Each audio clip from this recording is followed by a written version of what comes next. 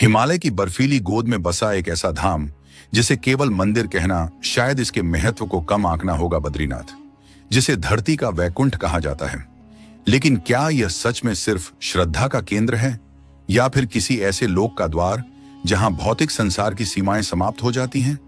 क्या आपने कभी सोचा है कि इस वीरान, दुर्गम और कठोर क्षेत्र को नर और नारायण ने अपनी अनंत तपस्या के लिए क्यों चुना? और आखिर क्या वजह है कि आज भी करोड़ों लोग उसी कठिन रास्ते पर चलकर एक ऐसी अनुभूति की तलाश में आते हैं जिसे विज्ञान आज तक परिभाषित नहीं कर पाया? यहाँ के नंबूदरी ब्राह्मण पुजारी सदियों से अविवाहित क्यों रहते हैं?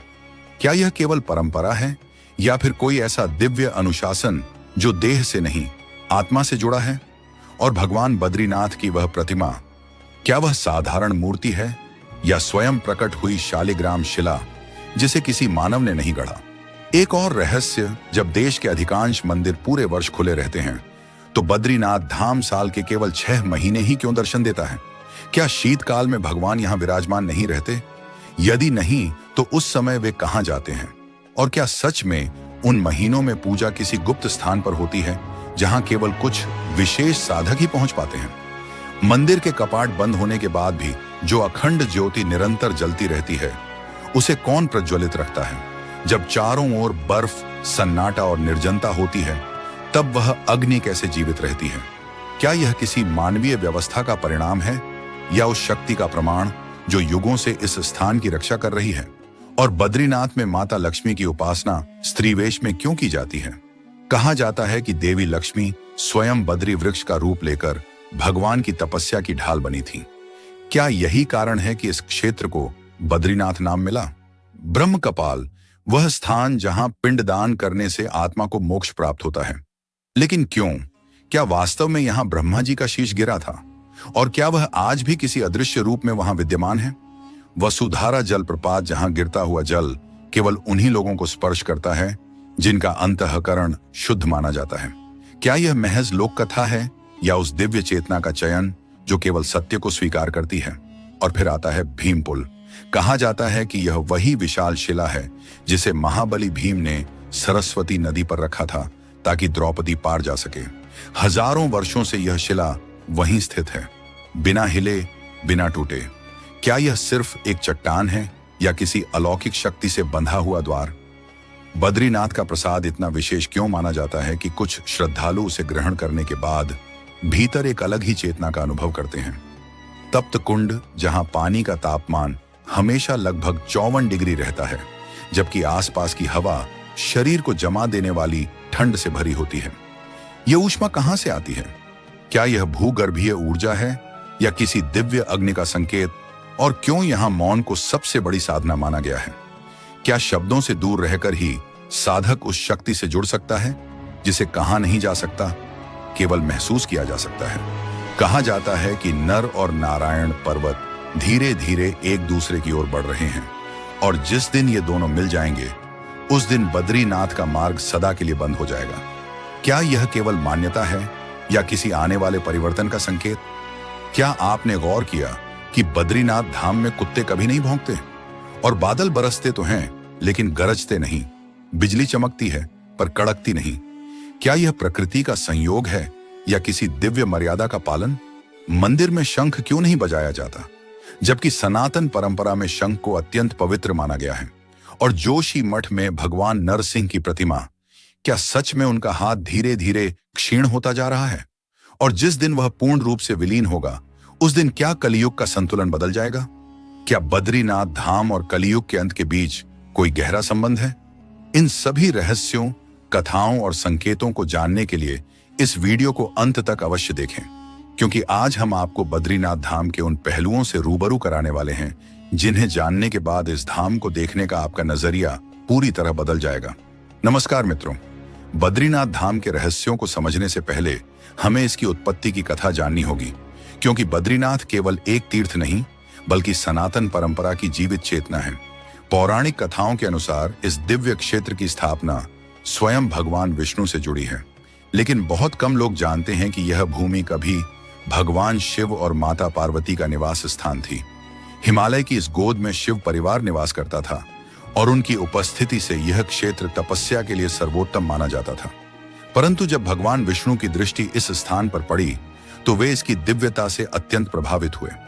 उन्होंने इसे अपनी साधना स्थली बनाने का निश्चय किया, लेकिन उन्होंने यह स्थान सीधे मांगने के बजाय एक अद्भुत लीला रची। भगवान विष्णु ने एक रोते हुए बालक का रूप धारण किया और यहीं से आरंभ होती है बद्रीनाथ धाम की वह रहस्यमयी कथा जिसने इस भूमि को वैकुंठ का द्वार बना दिया। हिमालय की बर्फीली हवाओं के बीच जब माता पार्वती बाहर आईं तो उनकी दृष्टि एक रोते हुए बालक पर पड़ी। ठंड से कांपता हुआ वह शिशु असहाय सा प्रतीत हो रहा था। उसकी आंखों से बहते आंसुओं ने माता के हृदय को द्रवित कर दिया। करुणा से भरी माता ने तुरंत उस बालक को अपनी बाहों में समेट लिया। पर आश्चर्य यहीं समाप्त नहीं हुआ। माता की गोद में आने के बाद भी वह बालक शांत नहीं हुआ। उसका रुदन निरंतर चलता रहा। यह दृश्य देखकर भगवान शिव ने गंभीर स्वर में कहा, यह बालक साधारण नहीं है, इसे अपने से अलग कर दो। समय आने पर यह स्वयं स्थिर हो जाएगा। किंतु माता पार्वती की ममता ने उनकी चेतावनी को स्वीकार नहीं किया। मां का हृदय किसी तर्क को नहीं मानता। उन्होंने बालक को अपने कक्ष में ले जाकर सुलाने का प्रयास किया, मानो अपनी ममता की छाया में उसे सुरक्षा और शांति देना चाहती हूं। जब लीला अपने निर्णायक मोड़ पर पहुंची तब भगवान विष्णु ने इस दिव्य योजना को और आगे बढ़ाया। जैसे ही माता पार्वती बालक को अपने साथ भीतर ले गईं, उसी क्षण भगवान विष्णु ने अपने योग माया के प्रभाव से मंदिर के द्वार अंदर से बंद कर दिए। कुछ समय बाद जब भगवान शिव अपने निवास में प्रवेश करने आए तो उन्होंने देखा कि द्वार पूरी तरह अवरुद्ध हैं। उन्होंने उन्हें खोलने का प्रयास किया, किंतु द्वार टस से मस नहीं हुए। तभी भीतर से भगवान विष्णु अपने वास्तविक स्वरूप में प्रकट हुए और विनम्र भाव से बोले, प्रभु, यह स्थान मुझे अत्यंत प्रिय लगने लगा है। मेरी इच्छा है कि मैं यहीं तपस्या करूं और यहीं से अपने भक्तों को दर्शन दूं। आप कृपा करके मेरी इस प्रार्थना को स्वीकार करें और केदारनाथ में वास करें।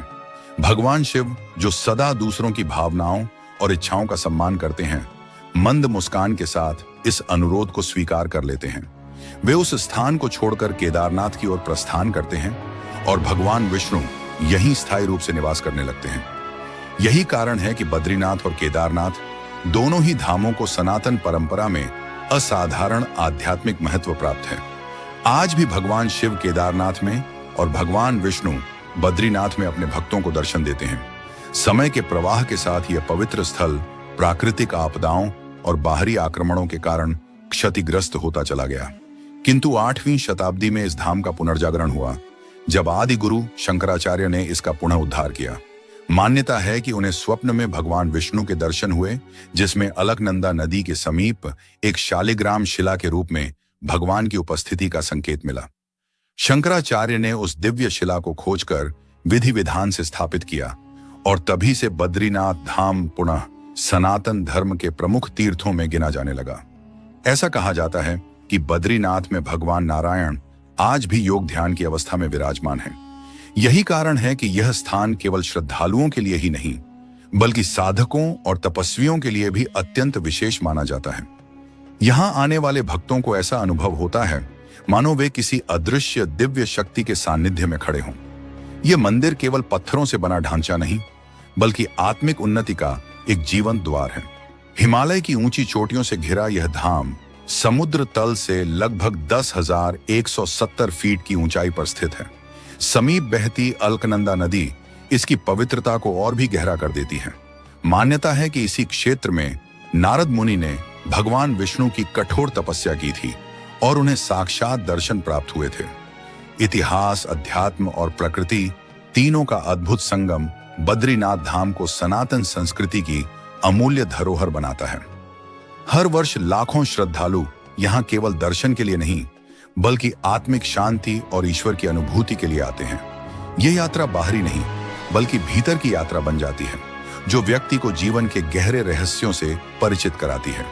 बद्रीनाथ धाम से जुड़े कई रहस्य और चमत्कार भी प्रचलित हैं। इन्हीं में से एक सबसे रहस्यमयी परंपरा है यहाँ शंख न बजाया जाना। जबकि यह भगवान विष्णु का निवास है, फिर भी शंख ध्वनि निषिद्ध है। इसके पीछे एक रोचक पौराणिक कथा छिपी हुई है, लेकिन उस कथा पर जाने से पहले आइए जानते हैं बद्रीनाथ धाम से जुड़े कुछ और रहस्य। उत्तराखंड की हिमालयी गोद में स्थित बद्रीनाथ धाम केवल एक मंदिर नहीं, बल्कि सनातन परंपरा की जीवित कथा है। यहाँ भगवान विष्णु के बद्री विशाल स्वरूप की पूजा होती है। मंदिर में स्थापित यह मूर्ति लगभग 1 मीटर लंबी है और शालिग्राम शिला से निर्मित मानी जाती है। मान्यता है कि यह कोई साधारण प्रतिमा नहीं, बल्कि स्वयं प्रकट हुई दिव्य मूर्तियों में से एक है। इतिहास के पन्नों में झांकें तो पता चलता है कि 6वीं से 7वीं शताब्दी के आसपास यह क्षेत्र पूरी तरह सुरक्षित नहीं था। न तो मंदिर की रक्षा के लिए सैनिक थे और न ही कोई स्थायी व्यवस्था। बाहरी आक्रमणों और उपद्रवियों के भय से तत्कालीन पुजारियों ने एक कठिन निर्णय लिया। भगवान बद्री विशाल की मूर्ति को सुरक्षित रखने के उद्देश्य से उसे अलकनंदा नदी की धारा में प्रवाहित कर दिया गया। समय बीतता गया और मूर्ति का स्थान लोगों की स्मृति से भी ओझल हो गया। कई शताब्दियों बाद जब आदि गुरु शंकराचार्य बद्रीनाथ पहुंचे, तब उन्होंने मंदिर और उसकी परंपराओं के बारे में जाना। जब पुजारियों ने उन्हें बताया कि मूल विग्रह वर्षों पहले अलकनंदा में समर्पित कर दिया गया था और अब किसी को यह झांत नहीं कि वह किस दिशा में गया, तो शंकराचार्य जी ने ध्यान साधना की। ध्यान पूर्ण होते ही वे बिना किसी हिचक के नदी की ओर बढ़े। अचानक उन्होंने नारद कुंड में छलांग लगा दी।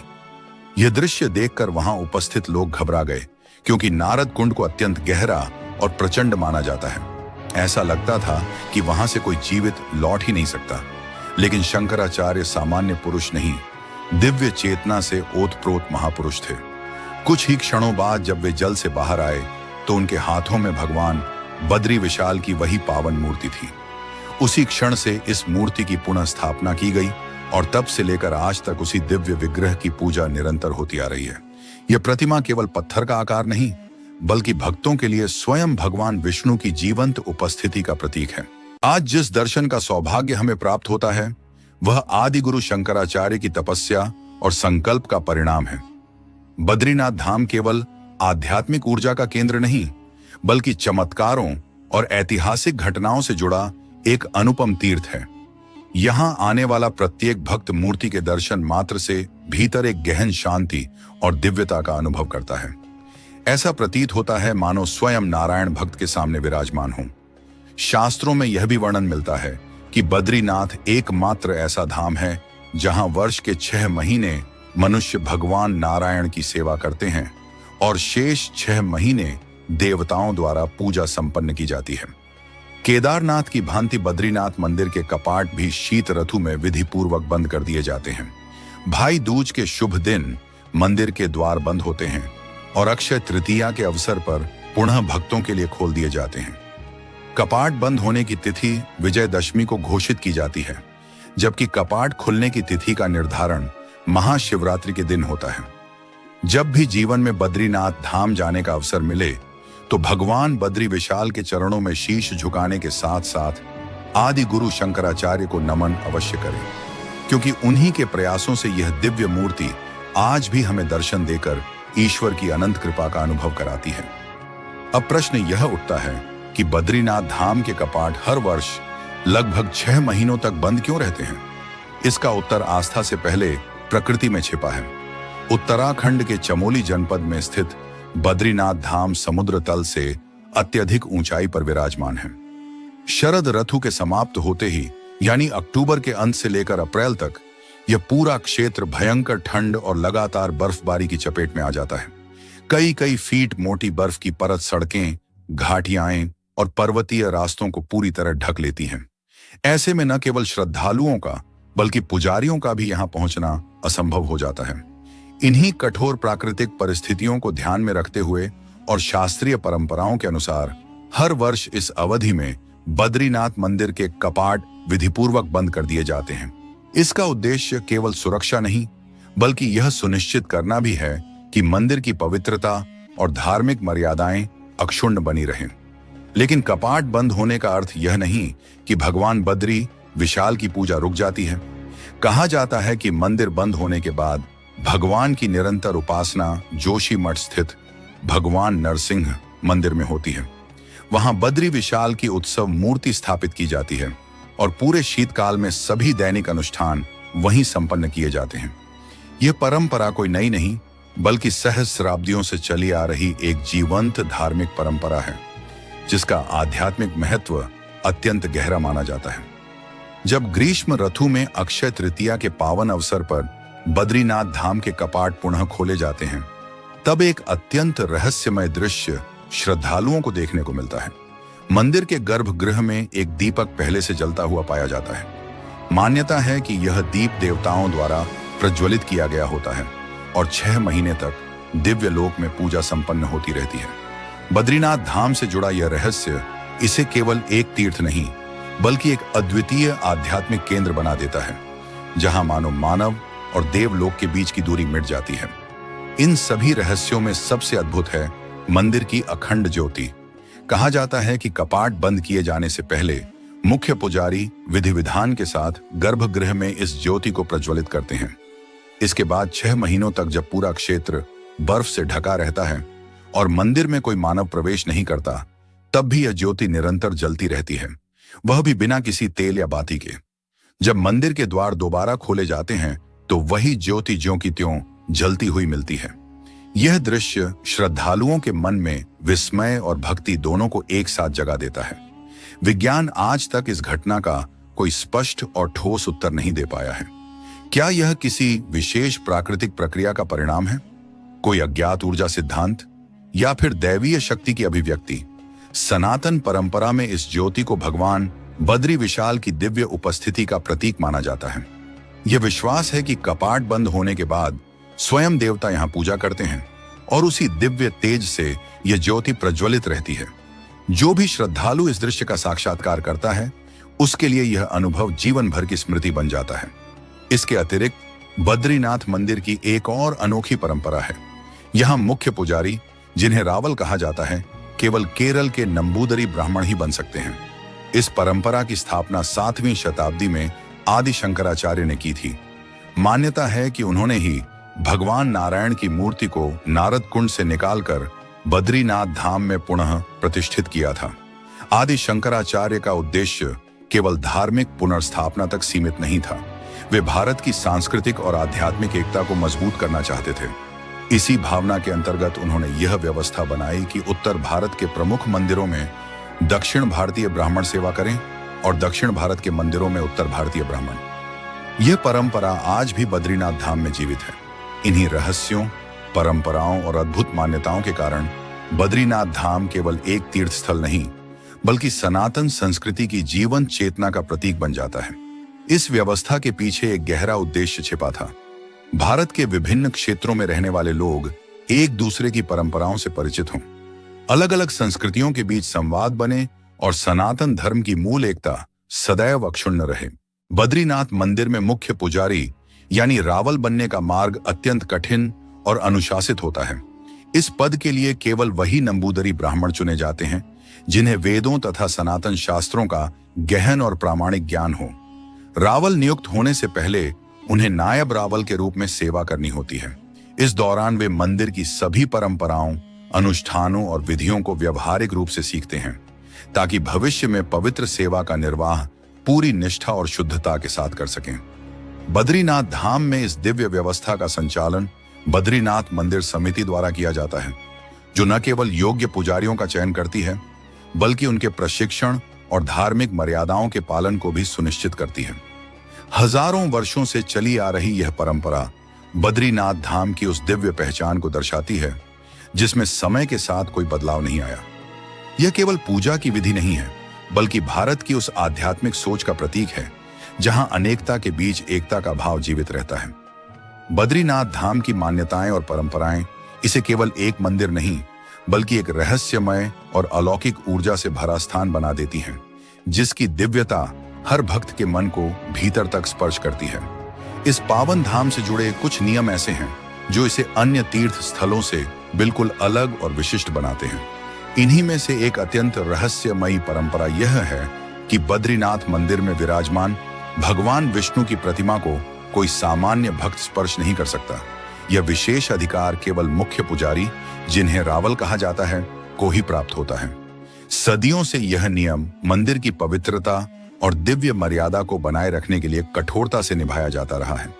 लेकिन बद्रीनाथ धाम की सबसे अनोखी और चौंकाने वाली परंपरा स्वयं रावल से जुड़ी हुई है।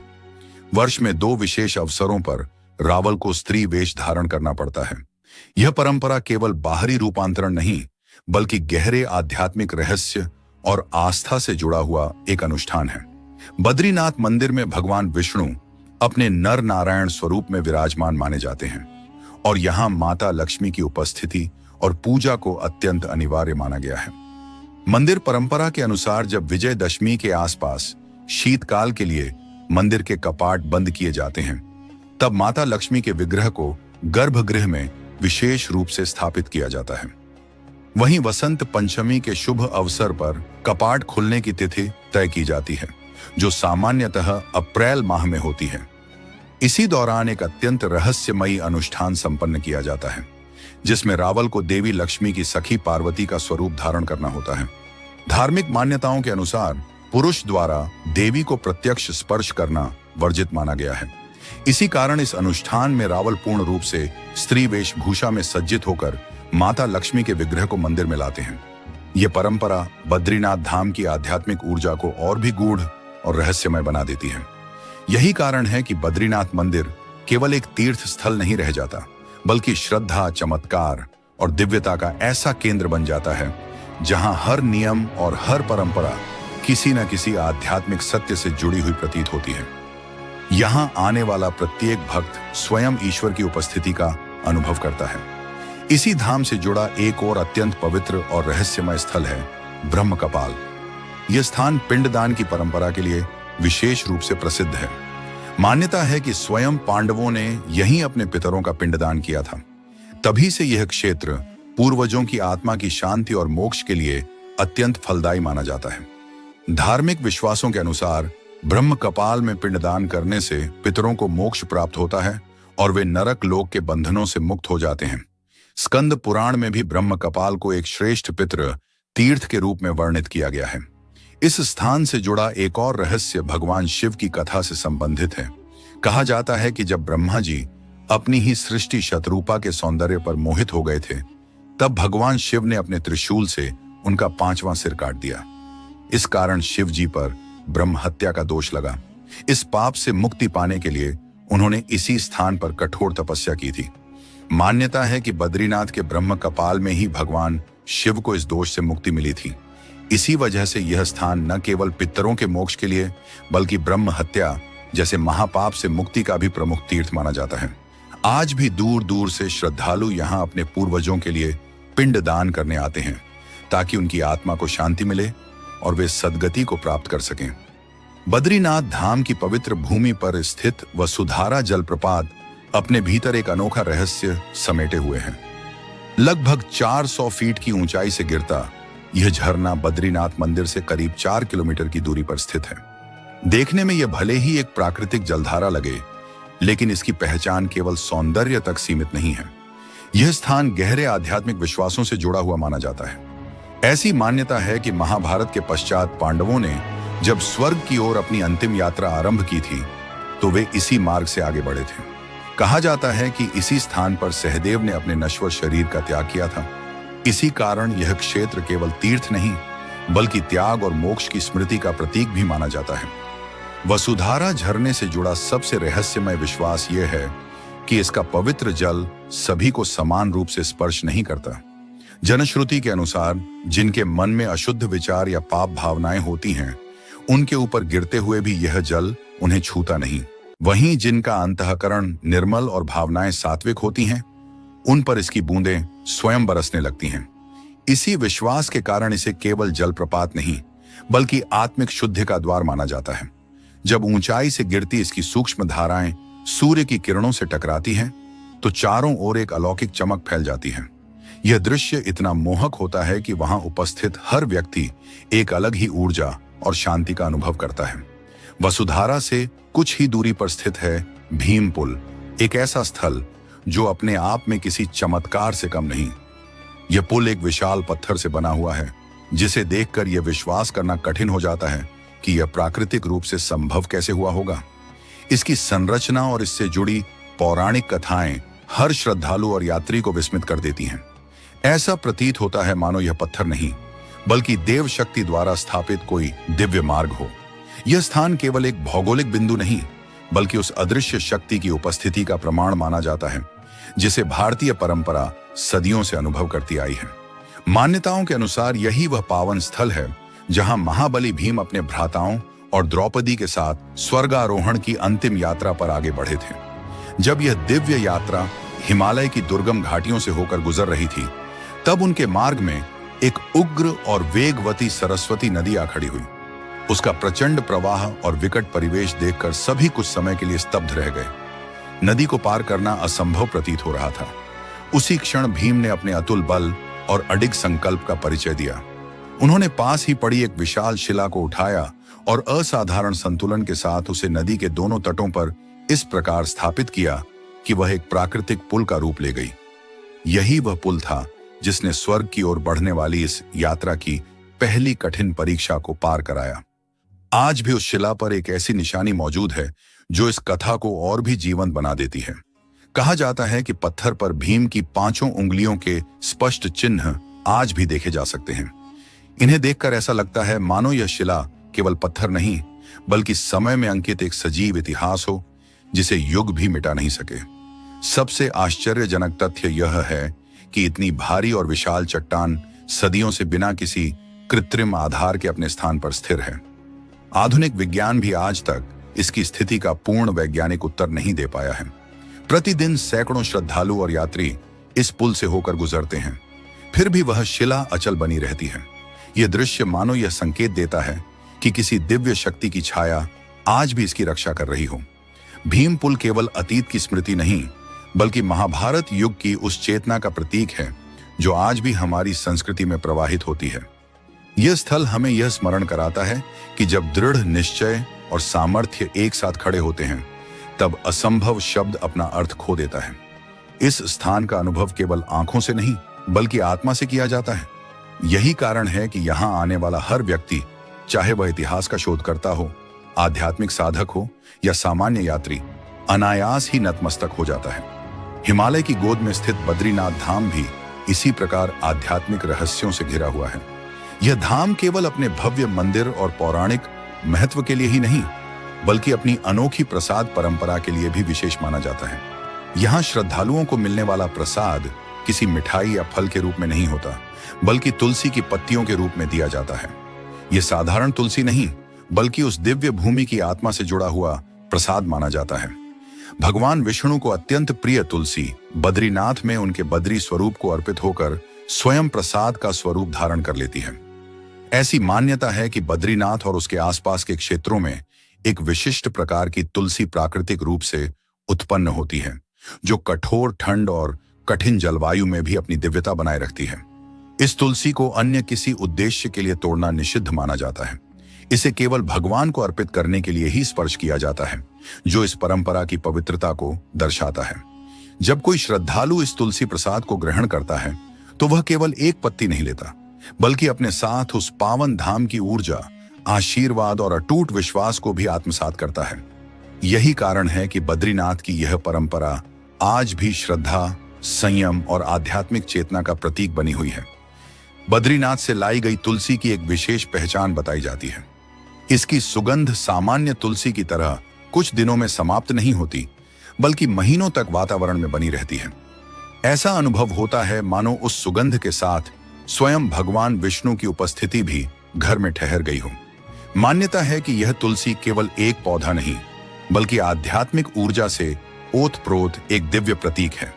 कहा जाता है कि यह नकारात्मक प्रभावों को दूर करती है, आसपास के वातावरण को शुद्ध बनाती है और घर में सकारात्मक तरंगों का संचार करती है। जब श्रद्धालु इसे अपने घर लाकर मंदिर में स्थापित करते हैं या पूजा अर्चना में प्रयोग करते हैं, तो विश्वास किया जाता है कि उस घर में सुख, समृद्धि और मानसिक शांति बनी रहती है। साथ ही भगवान विष्णु की कृपा निरंतर उस परिवार पर बनी रहती है। इसी पावन धाम में स्थित तप्त कुंड केवल एक गर्म जल का स्रोत नहीं है, बल्कि यह आस्था, ऊर्जा और पौराणिक कथाओं का सजीव प्रमाण माना जाता है। यह कुंड अपने भीतर एक ऐसा रहस्य समेटे हुए है जिसे जानकर और देखकर लोग विस्मित रह जाते हैं। जहां आसपास का तापमान सर्दियों में 0 से कई डिग्री नीचे चला जाता है, वहीं यह कुंड पूरे वर्ष लगभग 54 डिग्री सेल्सियस तक गर्म बना रहता है।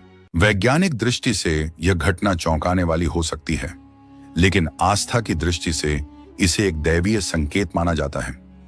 ऐसा प्रतीत होता है मानो किसी अदृश्य शक्ति ने इस जल को तपस्या और ऊर्जा से भर दिया हो।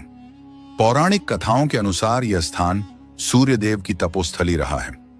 कहा जाता है कि जब सूर्यदेव को एक पाप का बोध हुआ, तब भगवान नारायण ने उन्हें इसी स्थान पर तप करने का निर्देश दिया। सूर्यदेव ने यहां कठोर साधना की और तभी से यह कुंड पवित्रता और चमत्कार का प्रतीक बन गया। इसे सूर्यदेव की तपस्या की अग्नि का स्वरूप माना जाता है, जिसकी ऊर्जा आज भी इस जल में विद्यमान है। इस कुंड का सबसे अद्भुत पक्ष यह है कि बाहर से छूने पर इसका जल अत्यधिक गर्म प्रतीत होता है, लेकिन जैसे ही कोई श्रद्धालु इसमें स्नान करता है, यह जल शरीर के लिए पूर्णतः संतुलित हो जाता है। न अधिक तप्त, न शीतल, बल्कि ऐसा लगता है जैसे यह जल प्रत्येक व्यक्ति की अवस्था और श्रद्धा के अनुसार स्वयं को ढाल लेता हो। तप्त कुंड में स्नान को केवल एक धार्मिक परंपरा नहीं, बल्कि आत्मिक और मानसिक शुद्धि की प्रक्रिया माना जाता है।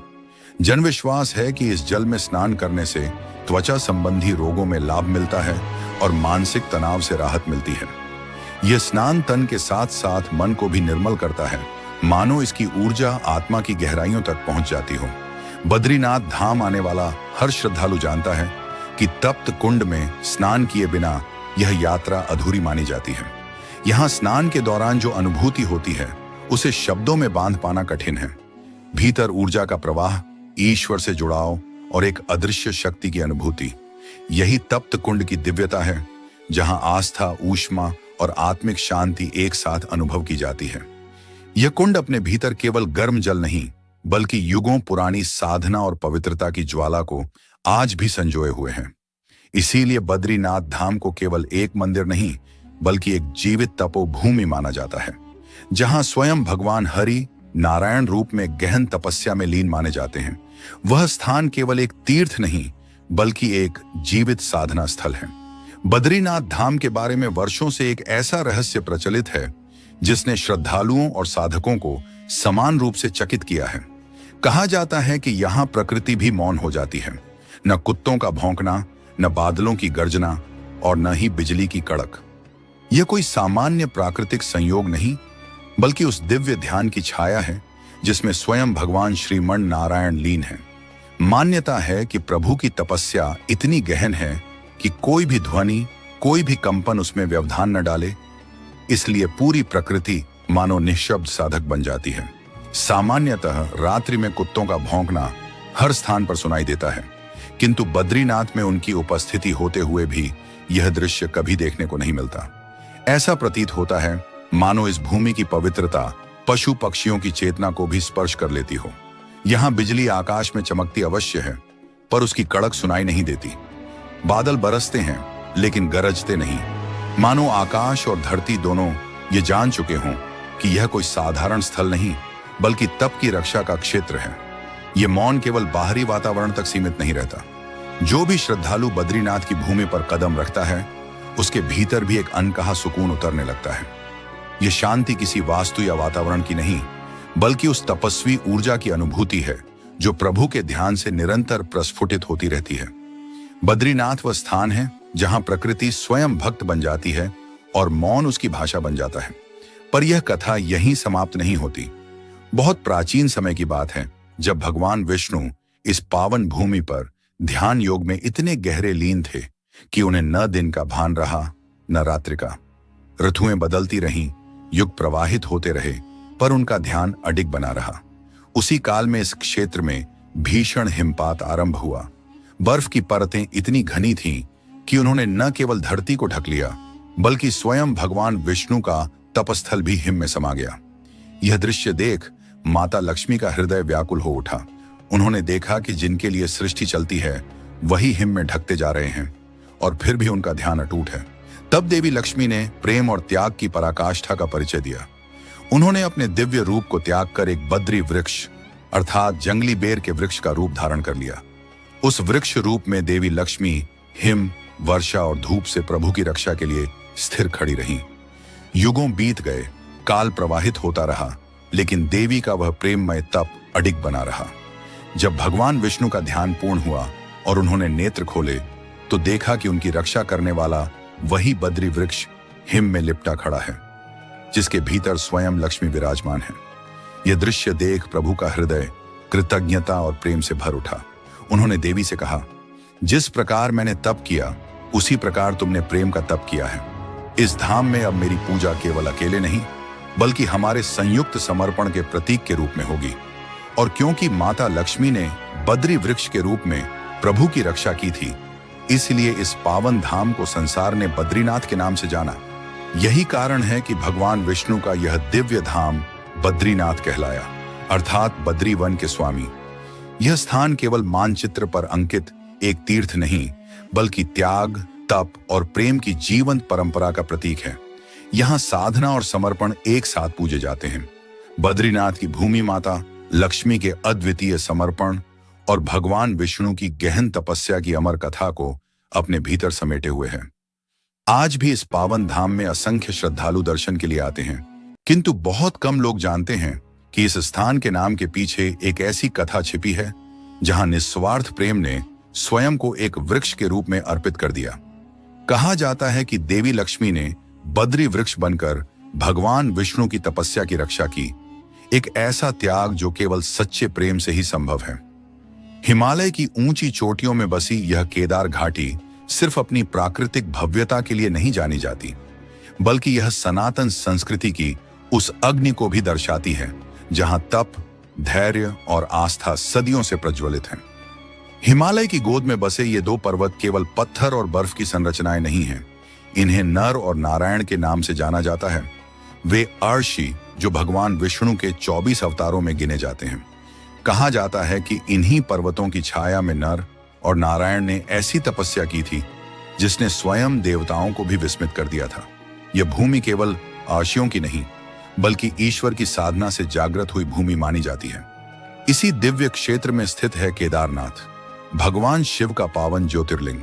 मान्यता है कि नर और नारायण की कठोर तपस्या से प्रसन्न होकर स्वयं महादेव ने केदार रूप में प्रकट होकर उन्हें दर्शन दिए थे। यही कारण है कि यह स्थान केवल शिव उपासना का केंद्र नहीं बल्कि शिव और विष्णु के गहरे आध्यात्मिक समन्वय का प्रतीक भी है। केदारनाथ के समानांतर दूसरी ओर विराजमान है बद्रीनाथ धाम, जहां भगवान विष्णु योग निद्रा की अवस्था में स्थित हैं। यह धाम विश्राम का नहीं बल्कि परम चेतना की अवस्था का संकेत देता है। यहाँ तपस्या, त्याग, भक्ति और मोक्ष एक साथ प्रवाहित होते हैं। पुराणों में वर्णन मिलता है कि सतयुग में स्वयं भगवान नारायण ने इस क्षेत्र की स्थापना की थी और तभी से यह सनातन परंपरा का अत्यंत पवित्र केंद्र बन गया। शिव पुराण की कोटिरुद्र संहिता में उल्लेख है कि जो भक्त केदारेश्वर के दर्शन के उपरांत बद्री क्षेत्र में नर और नारायण का पूजन करता है, उसे जीवन मुक्त होने का सौभाग्य प्राप्त होता है। यह यात्रा केवल तीर्थाटन नहीं बल्कि आत्मा के शुद्धिकरण की प्रक्रिया मानी जाती है। यहाँ बहती अलकनंदा और मंदाकिनी केवल नदियां नहीं हैं। कहा जाता है कि शिव की जटाओं से जन्मी ये धाराएं आज भी नारायण की तपस्या की कथा सुनाती हैं और नर नारायण के पर्वत आज भी उस संकल्प के साक्षी हैं जिसने देवताओं को भी चकित कर दिया था। लेकिन पुराण केवल कथाएं नहीं हैं, वे आने वाले समय की चेतावनियां भी हैं। सनातन मान्यताओं के अनुसार जब धरती पर अधर्म की छाया गहरी होने लगती है, तब प्रकृति भी अपने स्वरूप में परिवर्तन करने लगती है। ऐसी ही एक रहस्यमयी भविष्यवाणी बद्रीनाथ और केदारनाथ धाम से जुड़ी है। कहा गया है कि जब पृथ्वी पर भूकंप, जल प्रलय और भीषण सूखे की घटनाएं बढ़ेंगी, जब गंगा अपना मार्ग बदलने लगेगी, उसी काल में ये दोनों धाम भी धीरे धीरे अदृश्य होने लगेंगे। यह केवल प्राकृतिक आपदा नहीं होगी बल्कि एक पूरे युग के समापन का संकेत होगा। सबसे रहस्यमय संकेत नर और नारायण पर्वतों से जुड़ा है। मान्यता है कि जिस दिन ये दोनों पर्वत आपस में मिल जाएंगे, उसी दिन बद्रीनाथ धाम का मार्ग सदा के लिए बंद हो जाएगा। आज भी ये पर्वत अलग अलग खड़े हैं, लेकिन समय के साथ ऐसा प्रतीत होता है मानो वे एक दूसरे की ओर बढ़ रहे हों। इसी क्रम में जोशीमठ में स्थित भगवान नरसिंह की मूर्ति का उल्लेख भी किया जाता है, जिनका एक हाथ वर्षों से पतला होता जा रहा है। मान्यता है कि जिस दिन यह हाथ पूरी तरह लुप्त हो जाएगा, उसी दिन बद्री और केदारनाथ धाम के अंतर्ध्यान की प्रक्रिया आरंभ हो जाएगी। ये संकेत केवल मूर्तियों, पर्वतों या नदियों तक सीमित नहीं है। ये संकेत समय के भीतर छिपे हैं, एक ऐसे दिव्य चक्र का हिस्सा जो कलयुग के अंत की ओर बढ़ रहा है। लेकिन सनातन दर्शन हमें यह भी सिखाता है कि जहां अंत होता है, वहीं से एक नई शुरुआत भी जन्म लेती है। कहा जाता है कि समय के साथ जब वर्तमान बद्रीनाथ और केदारनाथ जैसे महान धाम अपनी भौतिक उपस्थिति खो देंगे, तब हिमालय की गोद में एक नया दिव्य तीर्थ प्रकट होगा। इस भविष्य के तीर्थ को भविष्य बद्री कहा गया है। यह स्थान साधारण यात्रियों के लिए नहीं, बल्कि उन पुण्य आत्माओं के लिए होगा जिन्होंने सत्य, संयम और तप के मार्ग को जीवन का आधार बनाया होगा। पुराणों में वर्णित एक प्राचीन कथा के अनुसार धर्मराज यम के 2 तेजस्वी पुत्र नर और नारायण ने मानव जाति के कल्याण और धर्म की स्थापना के उद्देश्य से हिमालय के इस क्षेत्र को अपनी तपोभूमि के रूप में चुना। उन्होंने यहां वर्षों तक कठोर तपस्या की, जिससे यह भूमि दिव्य ऊर्जा से भर गई। ऐसा माना जाता है कि उनकी तपश्चर्या से प्रसन्न होकर स्वयं भगवान विष्णु ने इस स्थान को अपना निवास स्वीकार किया और बद्रीनाथ के रूप में यहां विराजमान हुए। इसी कारण यह धाम केवल भगवान विष्णु का निवास स्थल ही नहीं, बल्कि नर नारायण की साधना भूमि और आध्यात्मिक शक्ति का केंद्र भी माना जाता है। समय के प्रवाह में जब इस क्षेत्र की धार्मिक पहचान धुंधली पड़ने लगी, तब सनातन धर्म के महान पुनरुद्धारक आदि गुरु शंकराचार्य ने इसे पुनः प्रतिष्ठित किया। आदि शंकराचार्य ने भारत की चारों दिशाओं में 4 धामों की स्थापना कर धर्म को एक नई दिशा दी, जिनमें उत्तर का बद्रीनाथ धाम विशेष स्थान रखता है। उन्होंने यहाँ न केवल भगवान बद्री विशाल की विधिवत प्रतिष्ठा कराई, बल्कि पूजा की परंपराएं, नियम और आचार संहिता भी निर्धारित की। मंदिर की पूजा का दायित्व उन्होंने केरल से आए नंबूदरी ब्राह्मणों को सौंपा। आज भी बद्रीनाथ के रावल केरल से ही नियुक्त होते हैं। रावल का जीवन अत्यंत तपस्वी होता है। वे अविवाहित रहते हैं और पूर्ण ब्रह्मचर्य का पालन करते हैं। उनके लिए सांसारिक बंधनों से दूर रहना अनिवार्य माना गया है। यहां तक कि स्त्री स्पर्श को भी निषिद्ध माना जाता है, क्योंकि यह विश्वास है कि ईश्वर की सेवा में लीन व्यक्ति को पूर्ण आध्यात्मिक शुद्धता और निर्लेपता बनाए रखनी चाहिए। यदि अनजाने में भी इस नियम का उल्लंघन हो जाए तो उसे धार्मिक दोष माना जाता है। बद्रीनाथ की यात्रा केवल एक धार्मिक भ्रमण नहीं, बल्कि शरीर, मन और आत्मा तीनों की परीक्षा है। हिमालय की ऊंची चोटियों के बीच स्थित यह धाम उन श्रद्धालुओं को पुकारता है जो कठिनाइयों से डरते नहीं। यहां तक पहुंचने वाले मार्ग चट्टानों को काट कर बनाए गए हैं, जहां हर मोड़ पर जोखिम छिपा है। संकरी सड़कें, गहरी खाइयां और हर समय मंडराता भूस्खलन का खतरा, यही इस यात्रा की वास्तविक पहचान है। कभी कभी पहाड़ों से गिरती विशाल चट्टानें मार्ग को पूरी तरह अवरुद्ध कर देती हैं। जब ये पत्थर गिरते हैं तो धूल के बादल आसमान में ऐसे उठते हैं मानो यात्री किसी दैवी या रहस्यमयी लोक की ओर बढ़ रहा हो, जहां हर संकट के पार प्रभु का साक्षात्कार संभव है। प्राचीन काल में जब न सड़कें थीं न वाहन, तब श्रद्धालु महीनों तक पैदल चलकर बद्री विशाल के दर्शन के लिए निकलते थे। कंधों पर गठरी, हाथ में लकड़ी की छड़ी और हृदय में केवल एक ही भावना, भगवान के दर्शन। यह यात्रा पैरों से नहीं, बल्कि अटूट आस्था से पूरी होती थी। आज भले ही आधुनिक साधन उपलब्ध हों, पर बद्रीनाथ की यात्रा अब भी पूरी तरह सरल नहीं हुई है। मार्ग आज भी चुनौतीपूर्ण है और कई स्थानों पर सड़कें इतनी संकरी हैं कि एक वाहन को दूसरे के लिए रुकना पड़ता है। यही कठिनाइयां इस यात्रा को साधारण नहीं, बल्कि आध्यात्मिक बनाती हैं। कई स्थानों पर यह यात्रा इतनी कठिन और जोखिम भरी हो जाती है कि एक छोटा सा चूक भी जीवन को संकट में डाल सकती है। गहरी खाइयां, संकरे रास्ते और बदलता मौसम हर कदम पर परीक्षा लेते हैं। लेकिन मान्यता है कि जो यात्री निर्मल हृदय और अडिग विश्वास के साथ इस पथ पर आगे बढ़ते हैं, उनके लिए स्वयं प्रकृति एक अदृश्य कवच बन जाती है। कहते हैं, जिनके मन में छल, दिखावा या अहंकार होता है, वे अक्सर मार्ग की कठिनाइयों का सामना नहीं कर पाते और प्राकृतिक विपत्तियों में उलझ जाते हैं, जबकि सच्चे श्रद्धालुओं की रक्षा स्वयं ईश्वर करते हैं। बद्रीनाथ की यात्रा केवल एक धार्मिक अनुष्ठान नहीं है, यह आत्मा को भीतर से परखने का अवसर है। यहाँ हर यात्री अपने भीतर छिपी सहन शक्ति, धैर्य और भक्ति को नए रूप में अनुभव करता है। रास्ते का हर पत्थर, हर मोड़ और हर चढ़ाई मानो साधक को प्रभु के और निकट ले जाती है। यह संपूर्ण यात्रा आत्मिक विकास का जीवन प्रतीक बन जाती है। बद्रीनाथ धाम का प्रत्येक कोना दिव्यता से परिपूर्ण है, लेकिन यहाँ एक ऐसी परंपरा प्रचलित है जो इसे अन्य सभी तीर्थों से अलग पहचान देती है। इस धाम में शंख नहीं बजाया जाता, जबकि हिंदू परंपरा में शंखनाद को अत्यंत शुभ और पवित्र माना गया है। बद्रीनाथ धाम इस नियम का अपवाद है। इसके पीछे एक गूढ़ और भावनात्मक कथा छिपी है जो हमें माता लक्ष्मी और भगवान विष्णु की तपस्या, करुणा और पारस्परिक सम्मान की याद दिलाती है। किंवदंती के अनुसार एक समय बद्रीनाथ मंदिर परिसर के तुलसी भवन में माता लक्ष्मी गहन साधना में लीन थीं। उनकी तपस्या इतनी एकाग्र और सूक्ष्म थी कि किसी भी प्रकार की ध्वनि या कंपन उसमें व्यवधान डाल सकता था। उसी समय भगवान विष्णु ने शंखचूर्ण नामक एक अत्याचारी दैत्य का संहार किया। यह विजय का क्षण था और परंपरा के अनुसार ऐसे अवसर पर शंखनाद किया जाता है। लेकिन भगवान विष्णु ने शंख नहीं बजाया। उन्होंने यह जानते हुए कि शंख की ध्वनि माता लक्ष्मी की तपस्या को भंग कर सकती है, शंखनाद को रोक दिया। यह केवल युद्ध के बाद का मौन नहीं था, बल्कि यह प्रेम, समर्पण और साधना के प्रति सम्मान की अमर मिसाल बन गया।